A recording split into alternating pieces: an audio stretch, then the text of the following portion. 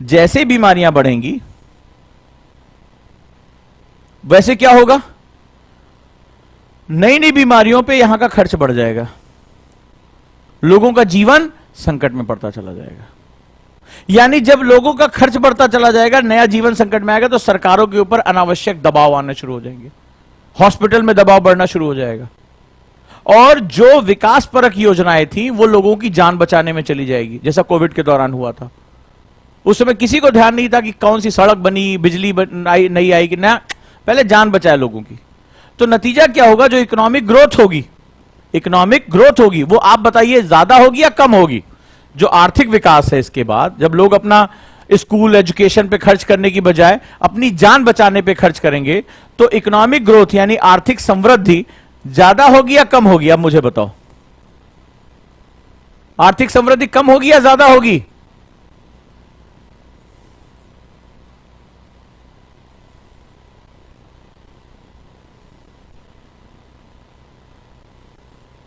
कम होगी। वंडरफुल। आर्थिक लो हो जाएगी, इकोनॉमिक ग्रोथ विल बी लो। और जब इकोनॉमिक ग्रोथ लो होगी तो कंट्री किस में फंस जाएगी? विशियस सर्किल ऑफ पुअर्टी में, यानी गरीबी के दुष्चक्र में फंसेगी कि नहीं फंसेगी? गरीबी के दुष्चक्र में, विशियस सर्किल ऑफ पुअर्टी में फंस जाएगी। अब इकोनॉमिक डेवलपमेंट कम होगा तो गरीबी का दुष्चक्र आ जाएगा, लोगों की आय कम होगी, और लोगों की आय जब कम होगी तो ग्लोबल वार्मिंग से लड़ने की उनकी कैपेसिटी बढ़ेगी या घटेगी? अब मुझे बताओ, ग्लोबल वार्मिंग से लड़ने की कैपेसिटी उनकी इंक्रीज होगी या डिक्रीज होगी?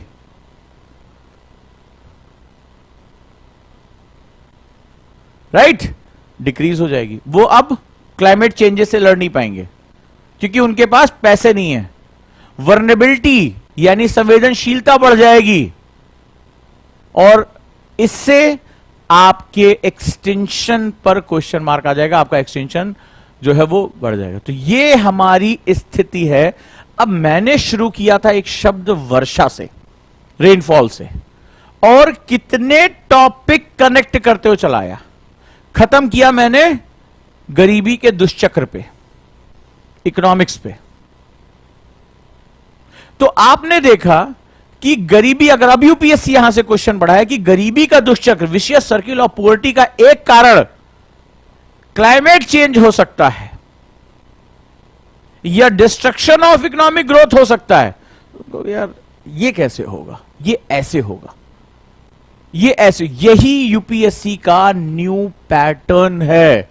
This is new pattern of UPSC. अब इसको तुम अब इतना समझ गए।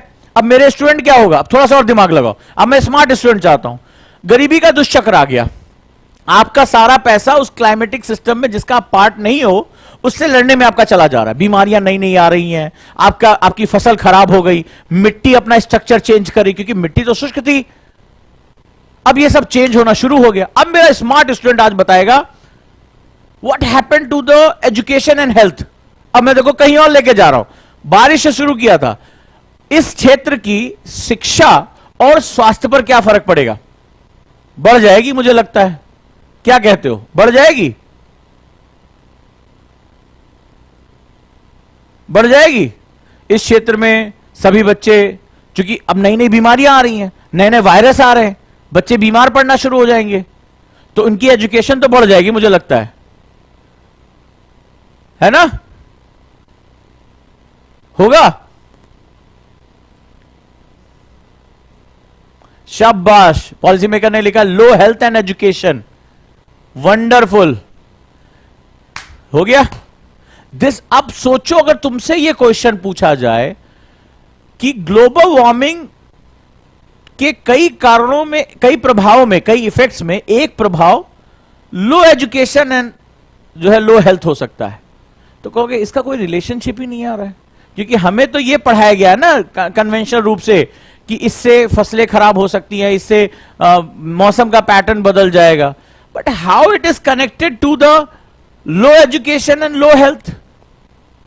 तो मान लीजिए बच्चा है, उसको साल में 300 दिन या 280 दिन एक स्वस्थ बच्चे को स्कूल एजुकेशन का हमारा प्रावधान है। अब अगर उसके मौसम बार बार चेंज हो रहा है, उसको सर्दी बुखार या कुछ इस तरह के वायरल बुखार, नए वायरस आते हैं नए नए, तो वो स्कूल नहीं जा पाएगा, वो हमेशा बीमार रहेगा, उसका स्वास्थ्य डाउन होगा, उसकी फिजिकल और मेंटल हेल्थ दोनों डाउन होगी। तो वो क्या होगा, वो 280 डेज का जो स्कूल प्रोग्राम है उसको अटेंड नहीं कर पाएगा, आपने भी देखा होगा। तो नतीजा क्या होगा कि वो एक जो अटेंटिव है वो हो ही नहीं पाएगा, उसकी जो एजुकेशन, अगर वो एजुकेशन मिल भी रही है तो वो किसी पर्पस को पूरा नहीं कर पाएगी, यानी क्वालिटी ऑफ एजुकेशन गिर सकती है। अब इसमें क्वेश्चन पूछ ले कि क्वालिटी ऑफ एजुकेशन पे प्रभाव पड़ेगा, तुम कहोगे बारिश का क्वालिटी ऑफ एजुकेशन से क्या लेना देना, ये है क्योंकि उसको एक साल में 280 दिन स्कूल जाने थे, और अब क्या हुआ, अचानक से वो स्कूल आपने डिस्टर्ब कर दिया, क्योंकि अब उसको अपने मौसम में होने वाले बदलाव के बारे में वो एडजस्ट नहीं कर पा रहा है, बेवजह की बीमारियां आ रही हैं, सर्दी जुकाम हमेशा बना हुआ है, तो वो स्कूल नहीं जा पाएगा। समझे, कितने क्वेश्चन लिंक कर सकते हो, और एक प्रभाव के कई कारण हो सकते हैं। अच्छा मुझे एक बात बताओ, एक नई चीज पूछता हूं, इस क्षेत्र में लंबे समय से अगर ये पैटर्न बना रहा क्लाइमेटिक चेंजेस का, यहां के पोषण वैल्यू पे क्या फर्क पड़ेगा। अब आओ जरा देखते हैं, यहां के लोगों की जो न्यूट्रिशनल वैल्यू है उस पर क्या प्रभाव पड़ेगा। एक अलग क्वेश्चन पूछता हूं, और अगर इसको और कॉम्प्लेक्स करना है, जो 2 साल पहले क्वेश्चन आया था कि स्टंटिंग और वास्टिंग बच्चों में, मतलब पोषण की जब कमी हो जाती है तो उनकी लंबाई कम हो जाती है, वजन कम हो जाता है, उस पर क्या प्रभाव पड़ेगा, जल्दी जल्दी बताओ, उस पर क्या प्रभाव पड़ेगा।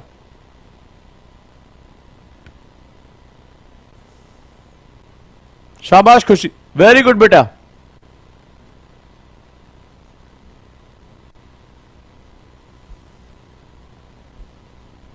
वेरी गुड लवकुश, शाबाश, वंडरफुल भास्कर, वंडरफुल नंदिनी, शाबाश, Shailaja very good, Lavkush very good, Divya शाबाश बेटा, लेस हो जाएगा, very good Suchita, very good, शाबाश। क्लास समझ में आ गई, क्लास समझ में आ गई। ये है न्यू पैटर्न ऑफ यूपीएससी, ये एलडब्ल्यूएमआई से भी एडवांस है, ये कॉज एंड इफेक्ट है, लेकिन cause and effect by directional है, यानी एक कारण कई प्रभावों को जन्म दे सकता है और एक प्रभाव के कई कारण हो सकते हैं। यही इस बार का 2023 का सबसे बड़ा कारण था कि बच्चे जो है क्वेश्चन नहीं कर पाए और इतनी मेरिट जो है लो चली गई, क्योंकि क्वेश्चन को इसी वे में लेकर आया गया है कि आप सिर्फ कारण प्रभाव नहीं, बच्चे तो वहां भी नहीं पहुंच पा रहे हैं, एक कारण के कई प्रभाव और कई प्रभावों के एक कारण यहां पर मौजूद हैं।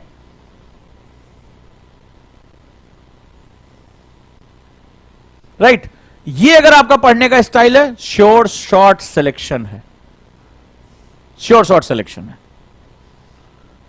और यही हम इस्टेब्लिश कर रहे हैं कॉन्सेप्ट में। आज सर के बच्चे की तबीयत बड़ी खराब थी, नहीं हो पाया, मैं भी हॉस्पिटल से टाइम से नहीं पहुंच पाया, मैंने बताया मदर मेरी हॉस्पिटलाइज हैं अभी, तो और दिल्ली आने जाने का मतलब हो गया आप कहां फंसोगे आपको भी नहीं पता चल गया, तो इस वजह से नहीं हो पाया। लेकिन हम इसी तरह से शुरू कर रहे हैं, एक एक चैप्टर हम कॉन्सेप्टर में और प्रीलिम्स के उसमें हम सेट कर रहे हैं। खुद मेरे नोट्स आपको प्रॉपर मिलेंगे, उसमें जो मेरे बनाए हुए नोट्स हैं वो आपको वहां मिलेंगे, और यहां पर पीवी सर जो है वो आराम से उस क्लास को लेंगे, और एक एक चैप्टर ज्योग्राफी से हम शुरू करेंगे, कल से प्रॉपरली वो क्लास आपकी आ जाएगी। अभी तक हमने इसमें मैपिंग की, मैपिंग क्यों, क्योंकि मैपिंग ज्योग्राफी का पार्ट नहीं है, केवल मैपिंग आईआर हिस्ट्री हर जगह जब तुम किसी चीज को विजुअलाइज कर लो तो उसको मैपिंग कहते हैं, तो मजा आने वाला उनके साथ। राइट, तो दोनों के लिए बैच है, आप इसके साथ भी जुड़ सकते हैं, लेकिन अब आपको इस तरह से पढ़ना है। अब एक चीज और है, अगर आपको वाकई में, जैसे आप कहते हैं कि सर मेरा फोकस बढ़ाना है, या मुझे, कितने लोग यहां प्रीलिम्स में सक्सेस पाना चाहते हैं, प्रीलिम्स में सक्सेस पाना चाहते हैं, कितने लोग हैं?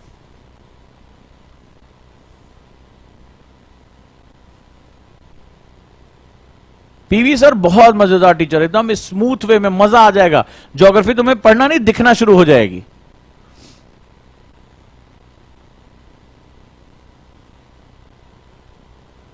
चले, कितने लोग प्रीलिम्स में सक्सेस चाहते हैं? चलो सब लोग बताओ। और कितने लोगों को पता है कि प्रीलिम्स एक्चुअली में टफेस्ट फेज है?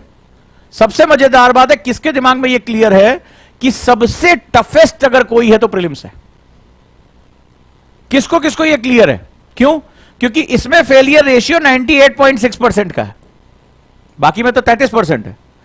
11 लाख लोगों ने पेपर दिया था और उसमें केवल नियरली 14,000 लोग ही मेंस के लिए गए। तो सबसे ज्यादा जो रिजेक्शन रेशियो प्रीलिम्स में।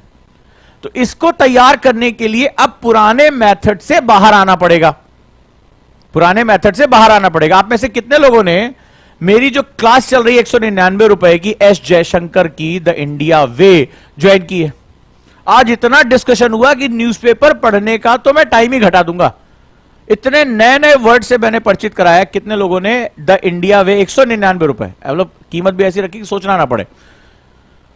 और द इंडिया वे आप अमेजन पे जाइए, one of the most selling book in India है। और ऐसा विदेश मंत्री जिसने भारत की ताकत को दुनिया के सामने लाकर खड़ा कर दिया, और एक से एक नए पानीपत सिंड्रोम सिखाया आपको क्या है। अभी उसी दिन अमेरिका का पढ़ाया था और आप देखिए कल ही छप गया कि अमेरिका ने यूक्रेन को बम दिए। मजा आ रहा है।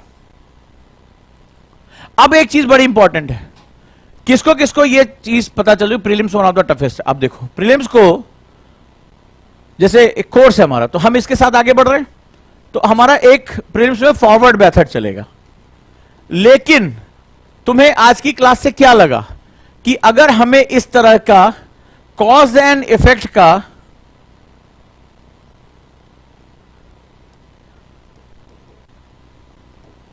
मल्टीपल डायमेंशन अप्रोच क्रिएट करना है, तो क्या बुक से क्रिएट हो जाएगा? क्या बुक से इतने कॉज और इन द इफेक्ट क्रिएट हो जाएंगे? तो क्या करना पड़ेगा? क्या करना पड़ेगा? राइट इस बार बहुत ताकतवर तरीके से लेकर आ रहे हैं। 2 दिन बाद हम अनाउंस करेंगे 13 तारीख को, और एक बहुत पावरफुल मेथड डेवलप कर रहे हैं और तुम्हें प्रूव करके क्लास में दिखाऊंगा कि अगर प्रीलिम्स का करना है तो एक मेरा मेथड है RFR मेथड, मैजिकल मेथड है। मैजिकल मेथड है RFR मेथड। अगर आपको कोई भी प्रीलिम्स एग्जाम क्रैक करना है तो RFR method, and we are launching it by the 13th of July. RFR prove करके दिखाऊंगा कि RFR मेथड क्यों। आप मेरे साथ एक एक क्लास में अपने मार्क्स बढ़ाते चलो, अपने सामने मेथड आपको दिखाई पड़ेगा। राइट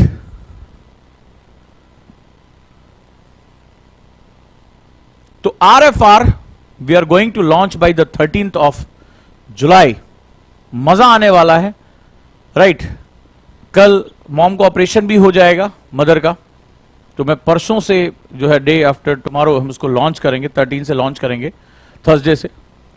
मेरा भी मन थोड़ा शांत हो जाएगा। एक हफ्ते से मैं भी बहुत भाग दौड़ रहा हूं। RFR मेथड में दिखाऊंगा, तुम्हें प्रूव करूंगा क्लास में। तुम कहोगे 15 मिनट में सर मेरे मार्क्स इंप्रूव हो गए। 15 मिनट में मार्क्स इंप्रूव होंगे। And we are going to launch this program, और सभी के लिए उसकी पॉकेट में। अभी तक इंडिया में प्रीलिम्स को क्रैक करने के लिए इस तरह का कोई प्रोग्राम लॉन्च ही नहीं हुआ है। और मैं समझ चुका हूं कि प्रीलिम्स क्रैक कर लिया तो तुम्हारी आधी समस्याएं अपने आप खत्म हो गई। तो कॉन्सेप्टर में जो हमारे स्टूडेंट हैं वो इसी मेथड में पढ़ाई करेंगे। किस मेथड में? इस मेथड में। राइट समझ में आया? यह जरूरी है कि हम सही तरीके से पढ़ें। और RFR मेथड लेकर आ रहे हैं। अब मीन्स मत पूछो, प्रूव करके दिखाऊंगा, हर दिन प्रूव करूंगा। तुम कहोगे सर 20-20 मिनट में मेरे मार्क्स इंप्रूव हो रहे हैं। तुम्हें 15-20 मिनट में तुम्हारा दिमाग स्विच कर जाएगा। और प्रूव करके दिखाऊंगा RFR मेथड। तो RFR के साथ तैयार हो जाओ 13 तारीख से, पूरी ताकत के साथ, शिद्दत के साथ। राइट मुझे एक्चुअली आज ही लॉन्च करना था, बट इसमें हमें बहुत मेहनत करनी है, पूरे साल मेहनत करनी है। लेकिन इतना मैं जानता हूं कि अगर आपने RFR मेथड फॉलो कर लिया, nobody can stop you. Right तो जुड़ जाइए सभी लोग। और गुरुकुल में कितने लोग पहुंच चुके हैं? गुरुकुल में पहुंचिए। गुरुकुल सेकंड बैच मेरे ख्याल से आज या कल में उसके भी एडमिशन क्लोज हो गए। तो थैंक यू सो मच इतना बड़ा बैच बनाने के लिए, इतनी पावरफुल सेगमेंट को लाने के लिए। जी हाँ ईशा, 6 to 12 एनसीईआरटी, तीनों फंडामेंटल के, 10 तक की जो है साइंस की, और उसके बाद हमारी जो है एनसीईआरटीज रहेंगी। और चैप्टर बाय चैप्टर, क्योंकि इतना बड़ा कॉम्प्लेक्स सेगमेंट बनाने के लिए हमें इंटरलिंक उठाना पड़ेगा।